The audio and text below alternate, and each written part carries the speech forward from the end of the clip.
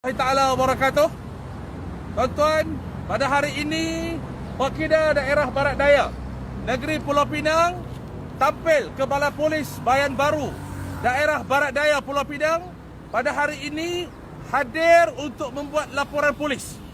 Laporan polis yang kita buat berkaitan dengan peguam liberal yang bernama Siti Kasim, yang pada beberapa hari lepas telah mengeluarkan satu kenyataan yang bertindak selaku mengguris hati umat Islam seluruh negara. Dia menghina institusi tahfiz. Siti Kasim telah mengeluarkan kenyataan bahawa dalam blog Cinca dan juga Suara TV telah melaporkan bahawa kenyataan Siti Kasim ini menghina madrasah tahfiz. Dia menyamakan madrasah tahfiz dengan gejala arak. Cuba tuan-tuan bayangkan, seorang yang mengaku Islam, sampai hari ini dia tak mengaku lagi kata dia tu kafir. Dia tak mengaku lagi kata dia tu murtad. Istilah ada nama dia Siti Kasim ni, maknanya seolah-olah macam dia dimasuk Islam, seolah-olah macam dia cancel. Okey? Gunakan kesempatan untuk menghina agama Islam dengan menyamakan madrasah tahfiz dan juga gejala arak. Disuruhnya sekiranya nak haramkan arak, kena haramkan sekolah tahfiz. Cuba tuan-tuan bayangkan tuan-tuan, inilah sebenarnya penganut-penganut, penyokong-penyokong kepada parti-parti liberal yang sebelum ini memerintah Malaysia. Namun pada hari ini kita mendesak pihak kerajaan agar mengambil tindakan yang tegas kepada Siti Kasim dan juga rakan-rakan liberalnya yang menggunakan kenyataan-kenyataan yang menggores hati umat Islam, yang menjadikan laman-laman Facebook dan internet untuk mereka sebarkan dakwah liberal mereka. Cuba tuan-tuan bayangkan tuan-tuan, Malaysia merupakan negara yang mempunyai masyarakat Muslim yang paling ramai. Dalam perlembagaan termaktub bahawa artikel 3 Islam agama persekutuan. Tetapi mereka ini tuan-tuan tidak berpuas hati kerana Islam itu di Malaysia diletakkan tempat yang paling tinggi. Tapi cuba kita lihat tuan-tuan apa telah berlaku pada hari ini. Maka pada hari ini Pekida Daerah Barat Daya hadir untuk membuat laporan polis, dan kita minta pihak PDRM menyiasat Siti Kasim ini agar didakwa di bawah Seksyen 504 Kanun Kesiksaan kerana menyebabkan ketidaktenteraman di kalangan rakyat, dan juga Akta Seksyen 233 Akta SKMM kerana menyalahgunakan tuan-tuan, menyalahgunakan apa yang kita katakan sebagai internet ataupun media sosial ini untuk menyebarkan kenyataan-kenyataan yang bersifat sebagai hasutan, sebagai kenyataan-kenyataan yang boleh memecahkan perpaduan umat. Ini tuan-tuan manusia-manusia yang patut kerajaan dakwa tuan-tuan. Bukan sekali, dua kali, dah banyak kali tuan-tuan. Maka Pekida Daerah Barat Daya pada hari ini hadir membuat laporan polis, dan kita mendesak kepada pihak kerajaan, terutamanya pihak KDN, agar mengambil tindakan yang serius. Bagi pihak AG pendakwaan, kita dakwa dia. Kalau kata dia champion sangat sebagai seorang peguam, dakwa dia tuan-tuan, bagi dia bersilat dalam mahkamah.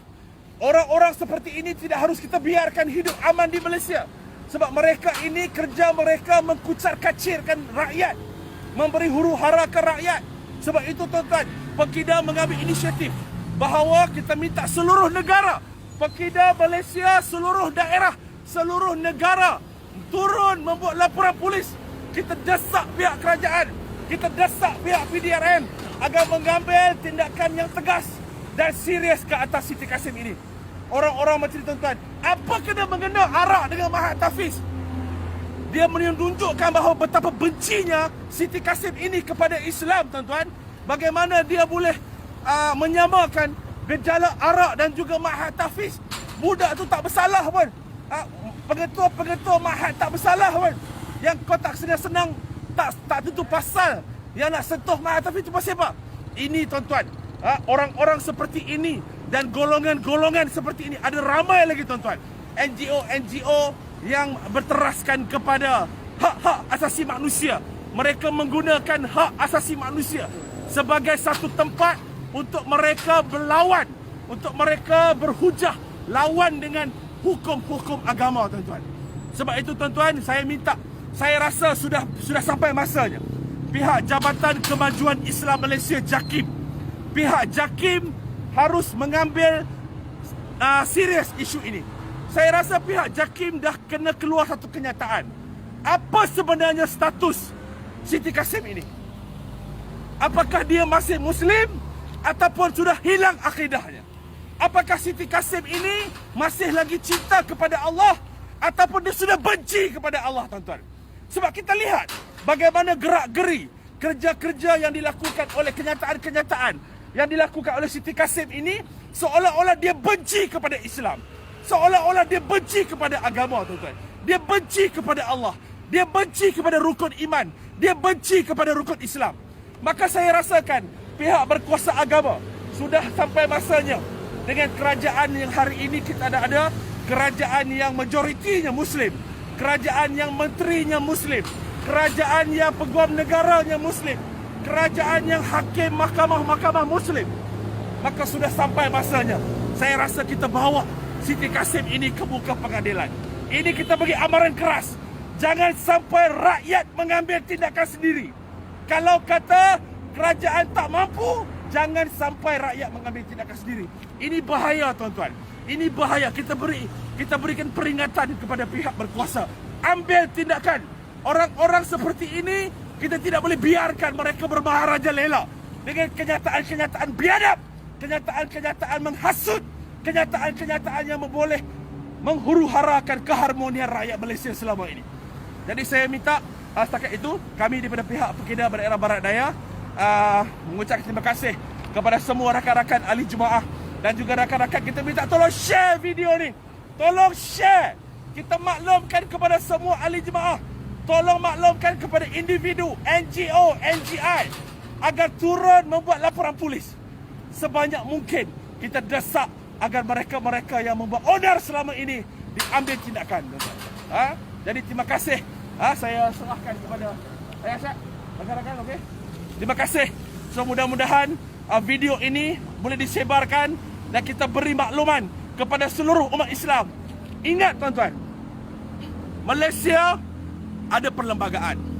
Malaysia ada undang-undang. Dalam perlembagaan dia kata Islam agama persekutuan. Maknanya Islam ada satu-satunya agama yang diiktiraf dalam perlembagaan persekutuan. Jangan cuba ada manusia yang cuba memperkotak-katikkan perlembagaan persekutuan. Dalam perlembagaan dia ada artikel 11/4. 11/4. Maknanya kerajaan boleh membendung, menghalang mana-mana doktrin yang cuba mendakwah umat Islam masuk ke agama lain. Makanya kita sebagai perjuangan ahli-ahli perjuangan, kita minta fahamkan perlembagaan. Itu kekuatan kita, tuan-tuan. Kalau mereka bermain dengan perlembagaan, mereka bermain dengan undang-undang, kita bermain dengan undang-undang. Maka dengan ini kita mendesak pihak PDRM ambil tindakan sekeras-kerasnya. Kita beri amaran pihak SKMM bendung media sosial. Jangan dibiarkan mereka ini akaun-akaun yang mereka gunakan, fake account, tutup. Ini sebenarnya, tuan-tuan, tempat atau platform yang mereka gunakan untuk menghuru-harakan negara kita. Sekian. Assalamualaikum warahmatullahi taala wabarakatuh.